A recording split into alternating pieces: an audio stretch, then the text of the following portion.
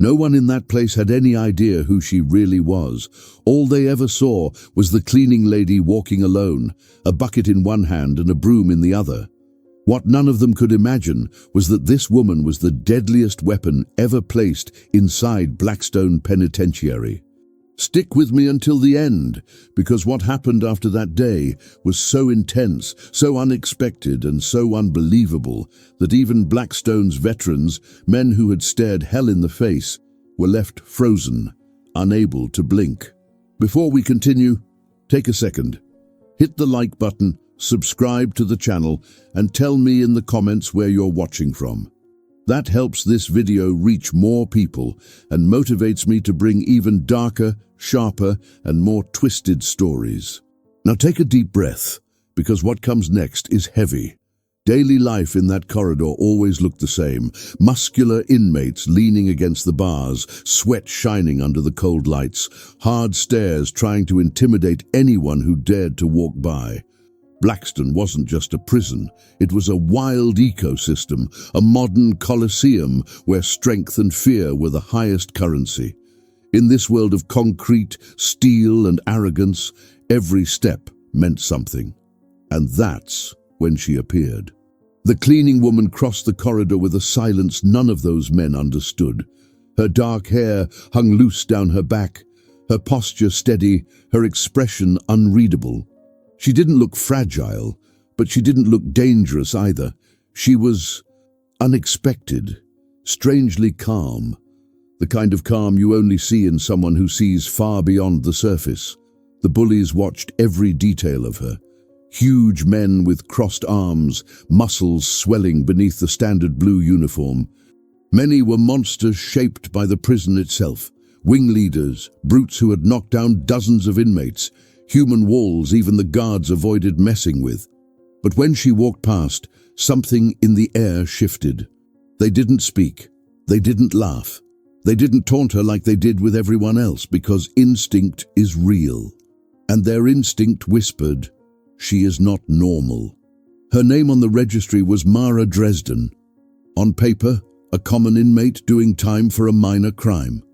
In reality, a carefully crafted lie meant to hide what she truly was. Blackstone thought they were receiving just another janitor. What they actually received was a shadow, a specialist trained in infiltration, neutralization, and silent operations. An assassin shaped by programs that officially didn't exist, but no one knew that, no one but her. And as she walked through the corridor, eyes measuring every breath, every tense muscle, every step echoing on the damp concrete, Mara didn't see bullies. She saw patterns, stances, angles, threats, weak points. A lifetime of training had turned the world, for her, into a living map of danger. Blackstone, however, was not ready for someone like her. The prison had always functioned like an endless fighting pit. The strongest ruled. The weakest survived in silence. And leaders, like the giant named Rocco Briggs, held control through presence alone. But that day, for the first time, something walked among them that even Rocco couldn't understand. When Mara stepped into the central hall, the silence became too strange to ignore. Even the soft thud of the bucket on the floor sounded louder. The men followed her with their eyes, trying to spot weaknesses, trying to fit her into the rules they knew. But she didn't fit any rule. Tension thickened when she stopped right in the middle of the corridor, the territory no newcomer dared cross without permission. It was the bullies' domain, the heart of their power, the stage where reputations were built and shattered. Rocco Briggs, the most feared of them all, leaned forward slightly, eyes narrowed, studying her the way a predator sizes up a prey. But the prey didn't flinch, not even a millimeter. The inmates around them held their breath. They all knew what happened when someone stared Rocco down like that. There were only two possible outcomes, and both were bad. But Mara didn't blink. And in that simple moment, something shifted. Something none of them understood right away. Something that would only make sense much later, when everything had already spiraled out of control. Because the cleaning prisoner, that quiet figure, seemingly fragile, carrying a bucket like it was the only thing she had left, was about to flip Blackstone upside down.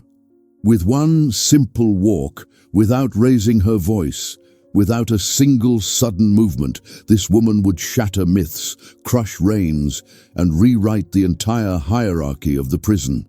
And she would do it alone. No allies, no weapons, no favors asked. What no one knew, yet, was that every bully in Blackstone was about to face a force they couldn't comprehend, and none of them would walk away unscathed. And that is how the story begins, of the woman who entered as a janitor and revealed herself as the secret assassin who took down every bully in the prison. Blackstone Penitentiary wasn't just a building wrapped in tall walls and watchtowers. It was a living creature, pulsing, breathing, built on layer after layer of violence, power, and fear. Anyone who walked in for the first time felt something strange in the air, as if the concrete whispered stories no one dared to speak aloud. Blackstone had its own ecosystem, a silent order that went far beyond any official rules. The first element of that ecosystem was the bullies, men who didn't need to fight every day because they had already made it painfully clear they could beat anyone who tried them. Among them, the most feared was Rocco Briggs, a giant with muscles so carved they looked chiseled out of stone. He ruled the hallway the way a king rules a throne, with presence, intimidation, and the eyes of someone who had dropped many before. But he wasn't alone. Stonewall, quiet, observant, pure brute force. Huxley, fast, unpredictable, always smiling right before he struck. Galliotti, the strategist of Blackstone's underbelly, constantly flanked by 2 or 3 loyal shadows. These men had created small nations inside the prison. Every cell, every yard, every hallway belonged to someone, and whoever forgot that paid dearly. The guards knew it, and many preferred not to interfere because in Blackstone, what kept the peace wasn't the law. It was the balance of power. On the other side of that universe lived the regular inmates. Some were silent survivors, some hid behind the dull routines of the kitchen crew, the laundry group, and of course, the cleaning team. The cleaning crew, especially the women's unit, was seen as the forgotten sector, the place no one really paid attention to. And that was exactly why Mara Dresden had been placed there. Invisibility was her strongest weapon. But invisible, she had never truly been. What no one knew was that Mara carried something inside her that Blackstone couldn't measure. She hadn't been shaped by prison brawls or trained by gang politics. Her story was built from shadows, secret protocols, missions buried in classified files. Long before the name Mara Dresden, she had worn other identities, each tied to operations where only one person needed to enter, and only one needed to walk out alive. Her behavior gave everything away, at least to someone who knew how to look. She didn't keep her eyes on the floor like the other women on the cleaning crew. She watched reflections, shadows, the corners of every wall. She didn't lower her posture out of submission. Every movement was calculated for balance and reach. She didn't step aside out of fear. She tested reactions. But Blackstone wasn't made only of predators. It also had observers. One of them was Eliam Torres, thin, sharp-minded, serving time for fraud, a man who read people the way others read novels. He was the first to notice Mara scan the corridor like a battlefield, that her footsteps had rhythm, that her gaze measured distances, that nothing about her was a simple act of cleaning. Eliam, a man who survived through loopholes, realized that woman knew how to do things no one in that place should know. But while he watched with quiet fascination, the bullies watched with growing irritation. Mara's refusal to react, to fear, to submit. It was like her very presence had become an invisible challenge. And in a place like Blackstone, any challenge becomes conflict. To the wing leaders, especially Rocco Briggs, it was unthinkable that someone would walk past them without lowering their eyes. It was as if her mere existence in that hallway violated the unwritten laws. And behind that irritation, there was something even more dangerous. Their instincts told them she was hiding something big. Something that could flip the entire prison upside down. Something they couldn't name, but felt crawling under their skin. And they were right, because behind that metal bucket and that broom handle, there was a human weapon crafted to face monsters far bigger than any prison bully. And Blackstone had no idea what kind of problem had just walked through its gates. But it would understand very soon. The conflict began long before a single punch was thrown. It started in the silence. That uncomfortable kind of silence that rises whenever something threatens an unspoken order. In Blackstone, every inmate could sense when a storm was coming, and Mara Dresden was a storm, walking calmly with a metal bucket in her hand. By the third day she stepped into the main wing, something had changed in the bully's eyes. It wasn't curiosity anymore, it was irritation. Her mere presence brushed against their authority. Rocco Briggs, Stonewall, Huxley and the others were used to ruling the hallway with their bodies, arms crossed, muscles flexed, eyes locked forward. When an inmate walked by, he stepped aside.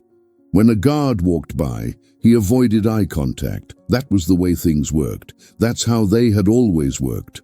But Mara didn't do any of that. And for men like them, that was unbearable. The first clear sign of conflict came when Huxley, the most unpredictable of the bullies, decided to test her limits. He took 2 steps forward as she passed, blocking the corridor just enough to force a reaction. He didn't say a word. He simply stood there, waiting for her to back away. That was how he measured submission, silence against silence. Mara didn't back away. She kept walking with the same steady cadence, as if he were nothing more than a crack in the floor.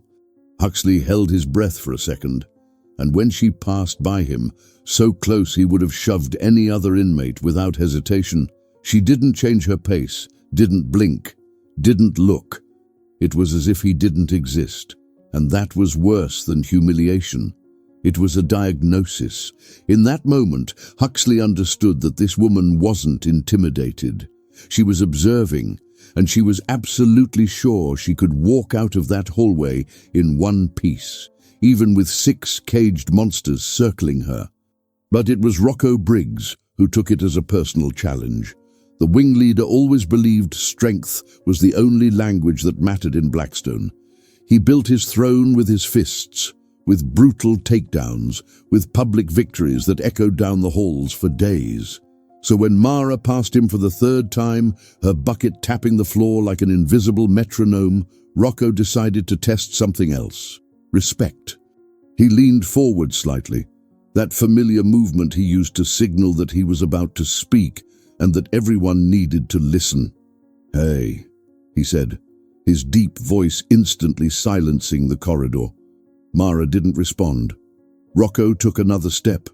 The muscles in his arms seemed to vibrate under the cold lights. "You're in my way." It was the kind of line that knocked men down.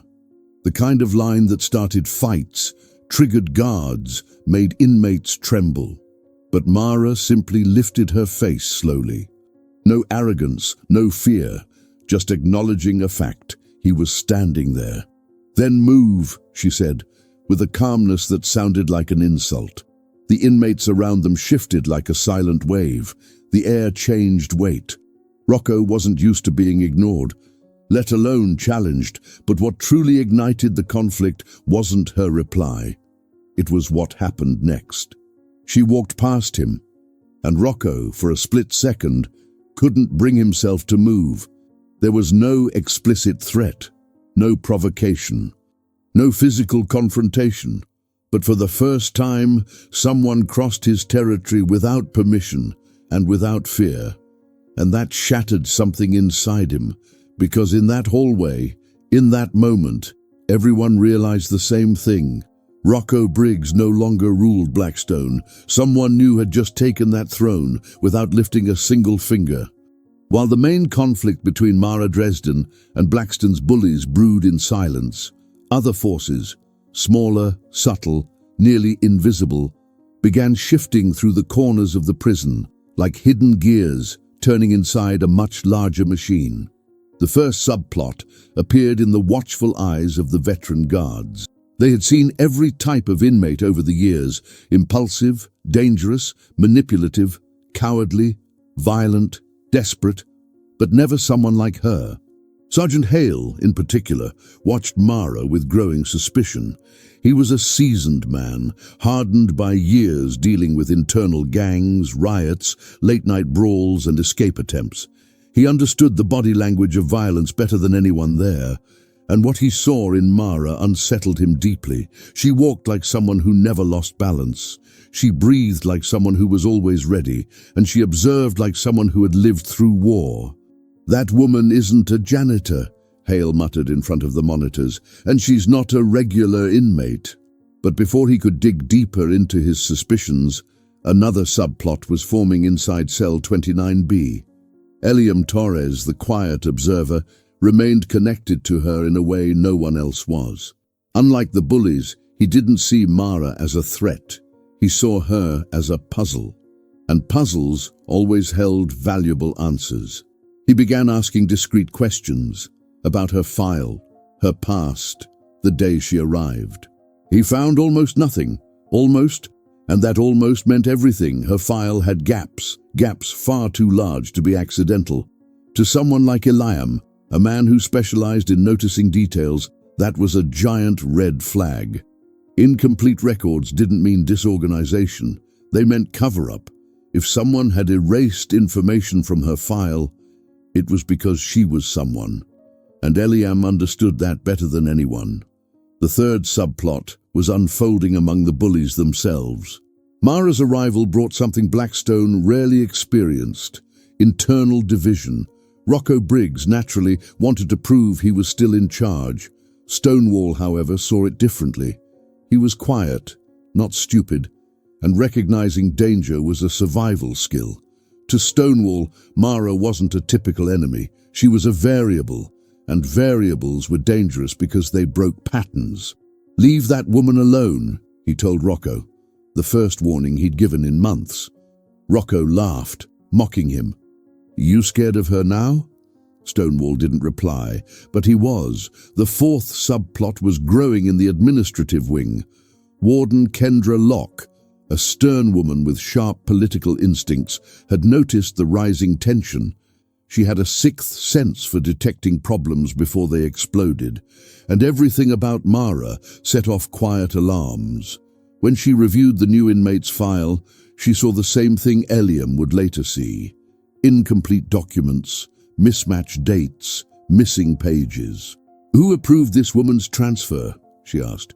No one answered, and that was even worse. But the fifth subplot was the most subtle and the most dangerous.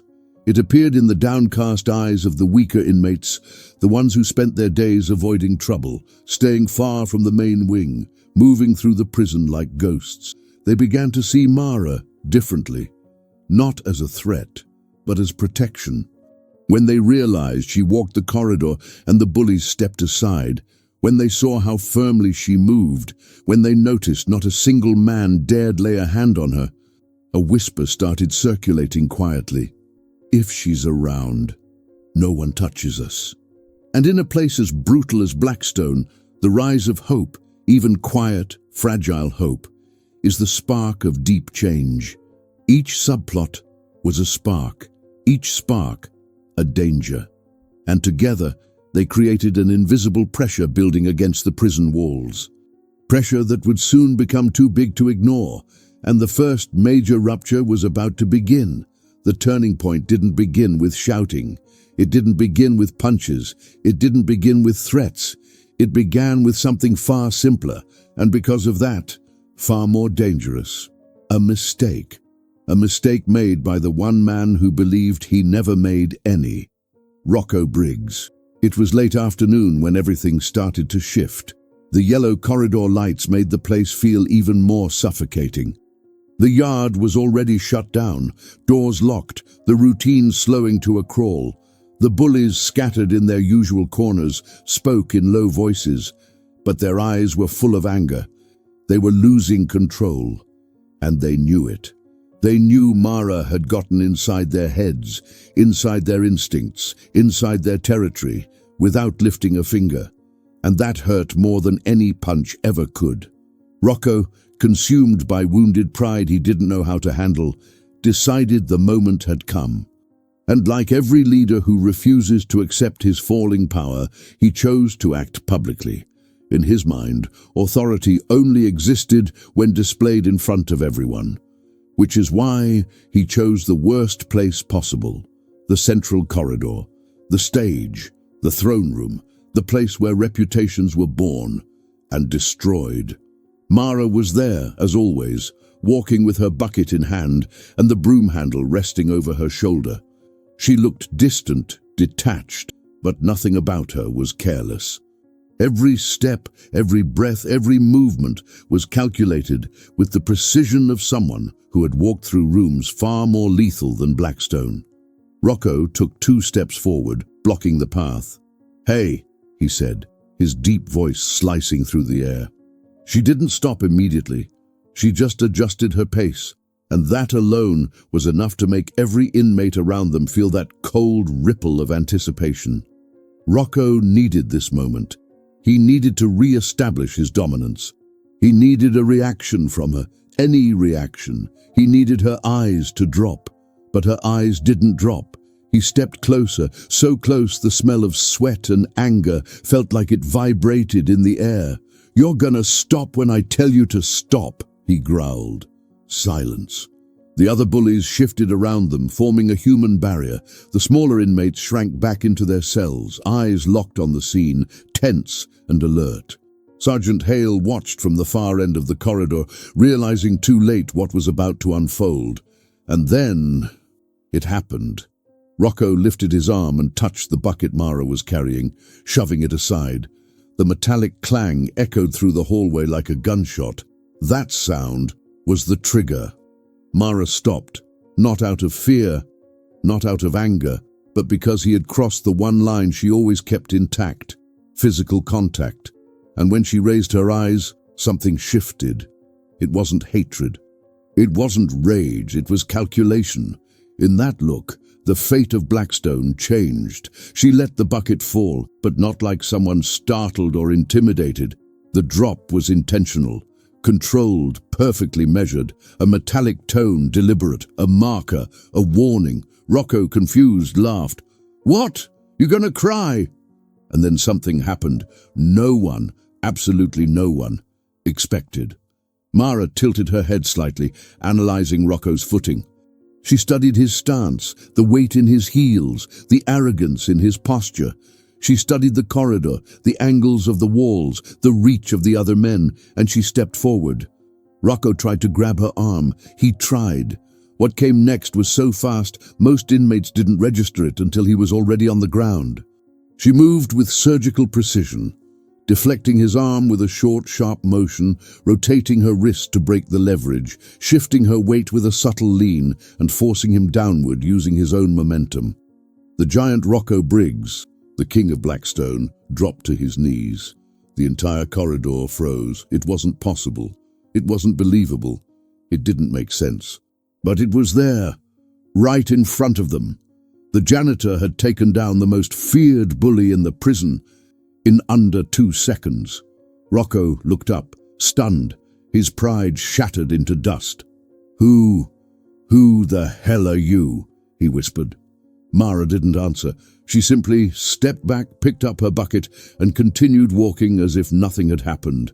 But something had happened, something enormous. And from that moment on, the whole prison understood. Blackstone had a new, dominant force. And she didn't need muscle to prove it. What happened after Rocco Briggs fell to his knees wasn't just a shift, it was a rupture. His fall echoed through Blackstone like a silent earthquake, cracking hierarchies, shattering certainties and destroying everything the bullies thought they understood about control. For the first 10 seconds after he hit the ground, no one moved. It was as if the corridor had frozen, as if every inmate was still trying to process the impossible. The janitor took down the king, but the human mind is slow to accept the fall of a myth. That's why the first to react were the ones who lived under his shadow. Stonewall looked away, too scared to admit what he felt. Huxley, impulsive as always, took a step back without realizing it. Galliotti analyzed the scene with the precision of a strategist and understood, before anyone else, it's over. It wasn't a phrase spoken aloud, it was a thought, slicing the air between them. Rocco's authority had been destroyed not by force, but by exposed weakness. And in Blackstone, that meant the death of a reign. The weaker inmates, once terrified by the mere presence of the bullies, now stared at Mara with a mixture of awe and disbelief. Some gripped their cell bars as if witnessing a legend being born. Others covered their mouths to hold in a gasp. It was like watching a wild animal show its teeth for the very first time. Sergeant Hale, standing at the far end of the corridor, went pale. He knew fights. He'd seen hundreds of them, but this wasn't a fight. This was technique, precision, force control, calculated movement. It was the signature of someone trained, and that led Hale to the question that would haunt him for weeks. Who put this woman here? Meanwhile, Rocco Briggs struggled to get up, but his ego weighed more than his body. He was humiliated. His eyes burned not from physical pain, but from something far worse, the realization that he'd been defeated by someone he couldn't understand. He lifted his head and looked around. None of his men moved to help him, and that detail was the final blow. This wasn't just about Mara taking down the leader. It was about the leader being taken down in front of everyone, and no one stepping up to restore his pride. Mara, in contrast, simply picked up her bucket, straightened her posture, and went back to work. But far from calming things down, that only fanned the flames. Eliam Torres, watching from cell 29B, had a calculating gleam in his eyes. He understood what no one else did. She's hiding at least half of what she's capable of. If that was little, then what would a lot look like? In the days that followed, Rocco's fall became the most repeated story in the corridors. Every version was different, but they all shared the same core. The janitor dropped him without effort. You see that? She didn't even look like she used strength. She moved her arm, and the guy just fell. Rocco was on his knees, on his knees. The words spread through the wings like smoke from a fire. The bullies, once untouchable, began losing territory. They walked the halls without the same confidence. Their once dominant stares now flickered with unease, calculating risks, questioning allegiances. Stonewall realized that in this new balance, one wrong step could bring him down just like Rocco. He started watching Mara from a distance, trying to decipher her origin, trying to understand how someone so small had reshaped an environment so brutal. Huxley, driven by impulsiveness and childish ego, became obsessed. He followed Mara through the corridors, trying to spot flaws. He tried provoking her, tried blocking her path, tried forcing her into an aggressive reaction. But Mara didn't react. She simply kept moving, and that pushed him closer and closer to exploding. Meanwhile, the weaker inmates started approaching her without actually approaching, the way someone seeks shelter without admitting they need protection. They passed her in silence. Some lowered their heads in involuntary respect. Others whispered quietly, "Thank you." They understood. On that day when Rocco fell, something shifted for them too. The entire prison felt lighter, less hostile, because someone had proven that monsters fall too, that power can crumble in a single second. Warden Kendra Locke received 6 different reports about the incident, and none of them matched what really happened.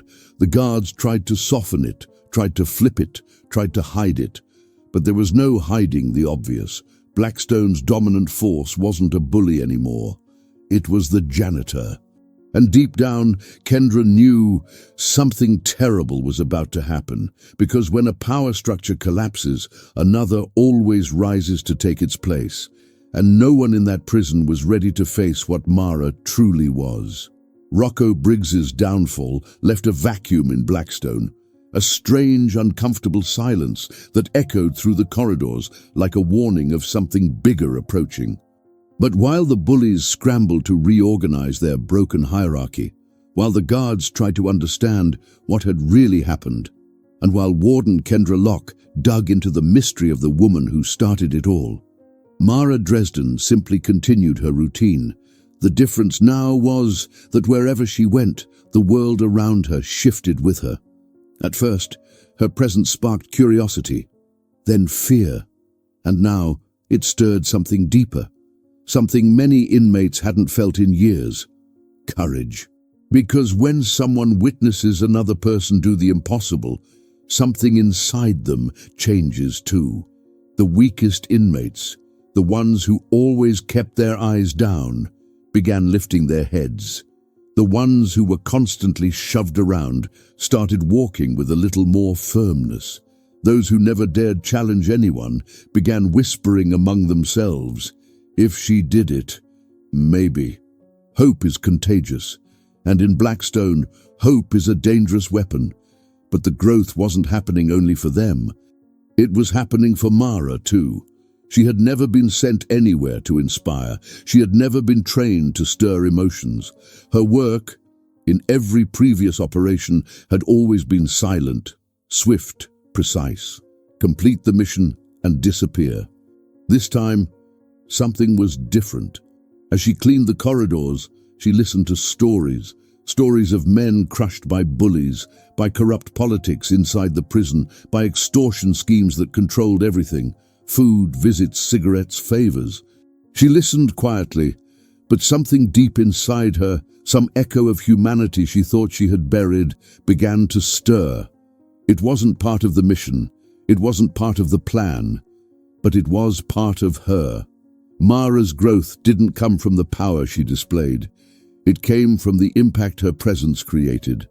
Eliam Torres, watching from cell 29B, was the first to notice it. He wasn't strong, wasn't a fighter, wasn't a bully, but he was smart, and he understood patterns. Day after day, he saw an invisible line forming around Mara. People moved differently when she passed. The prison's atmosphere shifted with her breathing. The bullies calculated everything after she did. And Eliam reached a conclusion no one else dared admit. Mara wasn't just knocking bullies down, she was altering Blackstone's entire ecosystem. Meanwhile, the bullies were fighting their own internal war. When the king falls, the generals turn on each other. Rocco tried to reclaim his authority. Stonewall tried to pull away to survive. Huxley, unstable and dangerous, swung between attacking Mara and attacking his own partners. The rise of the weak, the collapse of the strong, the confusion of the leaders, and at the center of all of it stood the woman who only wanted to complete her mission without drawing attention. But fate had other plans. It was during this phase that Mara noticed her own internal shift. It wasn't physical, nor technical. It was emotional. A voice she had spent years suppressing, the one that questions whether blind obedience is really worth it, began to grow louder. She started to see Blackstone differently, to feel the hidden pain, the organized injustice, the rotten structure that fed the violence. And for the first time in a very long time, she felt something that wasn't part of her training. Purpose. She wasn't there just to finish an operation anymore. She was there to break a cycle. Her growth came from that, not from physical strength, not from technique, but from clarity. She could end something that had lasted decades, and that silent conviction, almost spiritual in its weight, made every step she took through the corridors sound different, firmer, more deliberate, more dangerous. Because when a woman like Mara finds purpose, there is no prison on earth capable of containing her. The air in Blackstone began to thicken. Every corridor felt narrower. Every footstep echoed louder. Every stare carried more weight. It was as if the prison itself was holding its breath, waiting for something inevitable, uncontrollable, catastrophic to finally happen. And the reason for that tension had a name: Mara Dresden. Rocco's fall had only been the first domino. The second came when Galeotti, realizing his influence was slipping away, tried to reorganize the bullies to regain control. But it was already too late. Huxley respected no one anymore. Stonewall was torn between loyalty and survival, and Rocco was broken. And like every wounded animal, he was now unpredictable.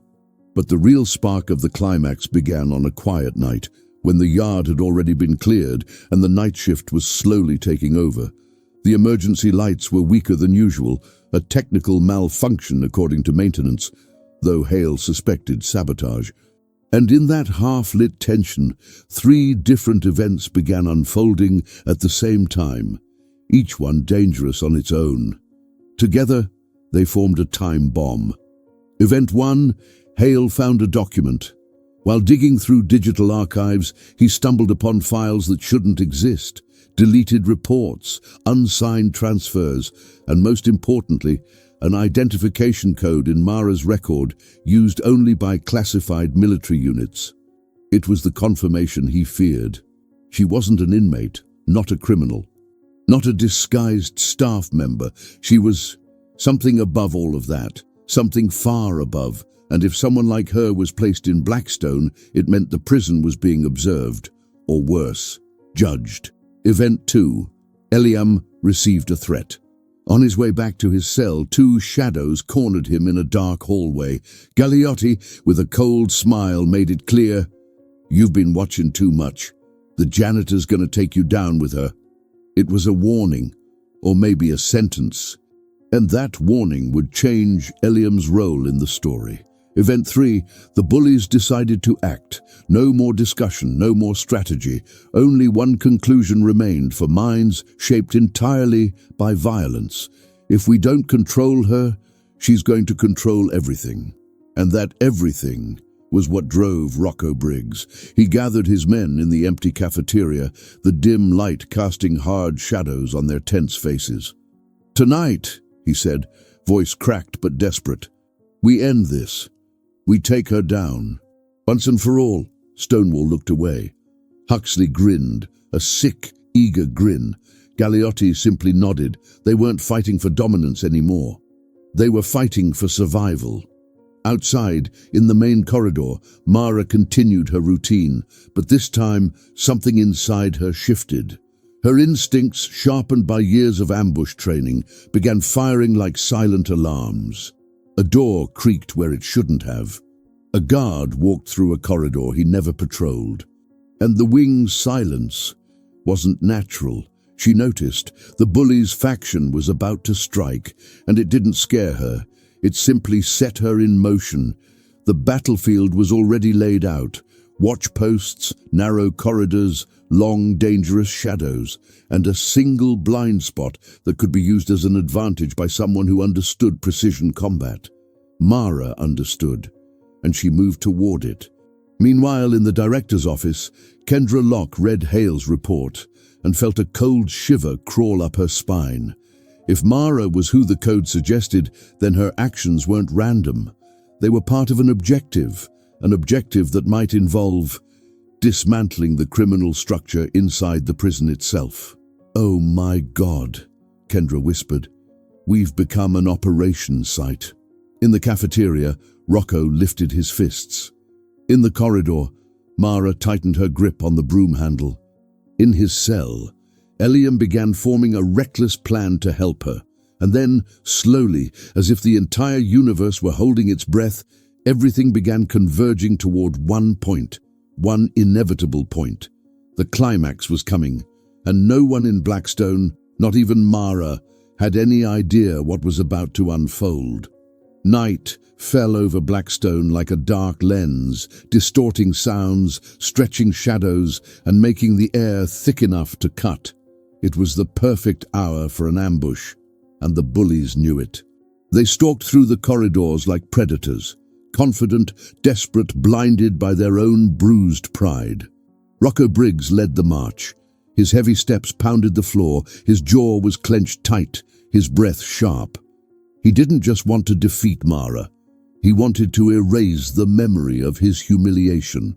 Huxley walked right behind him, fingers snapping compulsively, eyes glowing with a mix of adrenaline and instability. Galeotti coordinated the group with subtle gestures like a general guiding a collapsing army.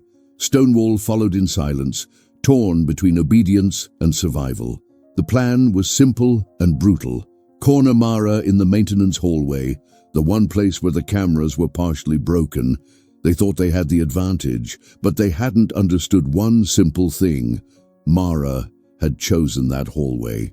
She stood there in the half-darkness, a bucket by her side, the broom handle resting on her shoulder. She didn't look ready for war. She didn't look afraid. She didn't even look aggressive. She just looked expectant. "Finally," Rocco said, his voice echoing like a muffled thunderclap. Mara raised her eyes. There was no challenge in them, no intimidation, only analysis, that cold, precise, lethal analysis she had been trained to perform. And in that instant, she understood something. She didn't need to bring them down out of revenge. She needed to bring them down because if she didn't, Blackstone would keep rotting. Rocco took the first step, and the world slowed. The giant lunged like a bull, arms wide, ready to grab her and crush her against the wall. It was pure brute force, the weight of years of dominance, the impulse of someone who believed muscle solved everything. But Mara wasn't force. She was calculation. She pivoted to the side, sliding past him, using his own arm as leverage to propel her movement. The motion was perfect, silent, effortless, and it knocked Rocco off balance.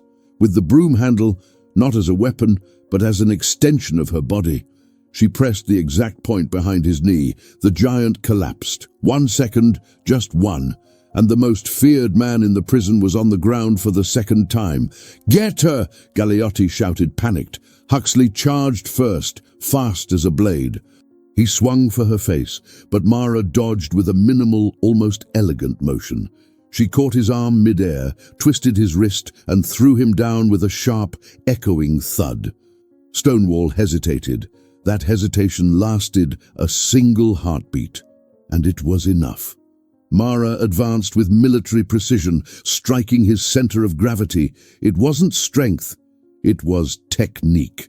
Stonewall stumbled, lost control, and fell flat, completely neutralized. Galeotti tried to run, but Mara didn't allow it. She blocked the exit with the broom handle, spun with fluid precision, and dropped the strategist like she was removing a defective piece from a chessboard. Less than 8 seconds, 4 men down, and not a single drop of blood. Their ragged breaths filled the hallway. Humiliation thickened the air, and the silence that followed was so deep, no one dared break it. Until Rocco lifted his head with effort and looked at the woman who had destroyed his empire twice. What are you?" he asked, voice trembling. Mara stepped forward. Her gaze was firm, calm, absolute. "I'm what you created," she said. A response. No threat, no screaming, no arrogance, just truth. The door at the end of the corridor burst open.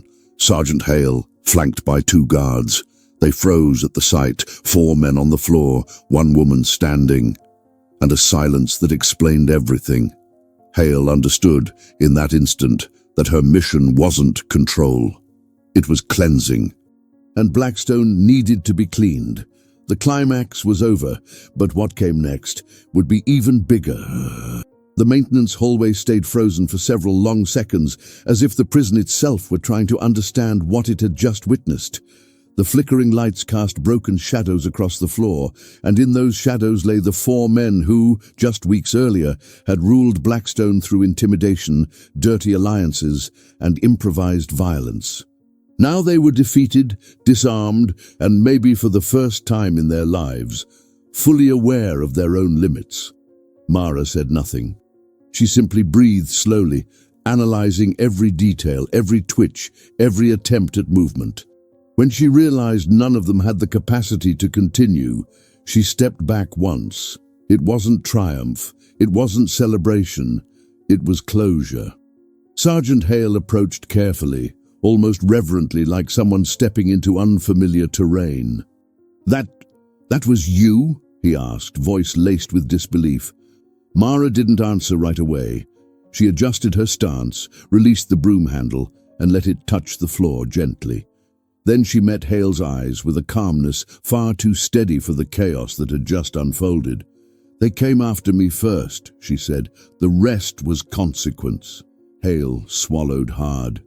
The guards behind him exchanged uneasy looks, as if they realized that any attempt to twist the narrative would be pointless and worse, dangerous. "Blackstone isn't a place for someone like you," Hale finally said. "In here, you throw everything off balance." His words were strangely honest, free of accusation, irony, or judgment. Just truth. Mara lifted her gaze to the lights above.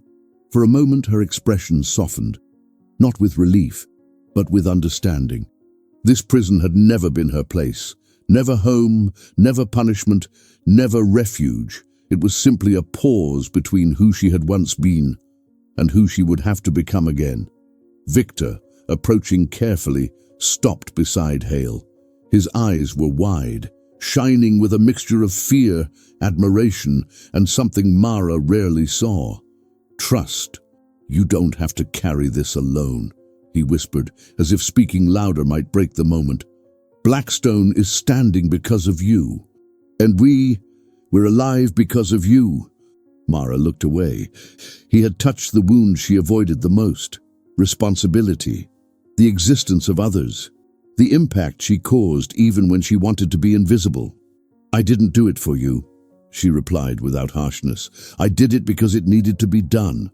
Victor gave a faint smile, understanding perfectly what anyone else would have taken as coldness. The director appeared next, fiddling with his tie, clearly anxious. His eyes swept the scene with a calculating frustration.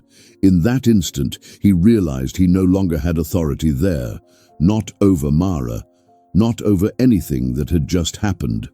"I received an order," he said, voice trembling slightly. "A transfer. Immediate." Hale turned slowly. "Transfer? To where?"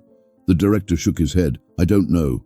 Her file is above my clearance level. Everything was classified." Mara didn't react. She only drew a long breath, as if she had expected this all along, because she had. And when she took her first step toward the main gate, everyone understood the same unspoken truth. Mara wasn't being freed. Blackstone was being returned. Days later, far from Blackstone's freezing concrete walls, Mara walked along an empty road, the wind slicing through the quiet. A black car appeared slowly and pulled up beside her, as if it already knew exactly where she would be. The rear door opened on its own. No threat, no command. Just a calm, familiar voice from inside. "Miss Mara, the world has changed since you disappeared. We need you back." She took a breath, eyes on the horizon. "I never left."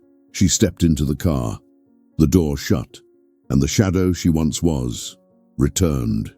If this story kept you hooked until the end, make sure to strengthen this chain right now. Hit the like button. It helps the channel grow and motivates me to bring even more intense, action-packed stories full of twists, suspense, and mystery. Just like the tale of the janitor no one could stop. If you haven't subscribed yet, do it now. Turn on notifications and drop a comment telling me which moment shocked you the most. And before you go, pick another recommended video. There are plenty of stories waiting to pull you in from beginning to end.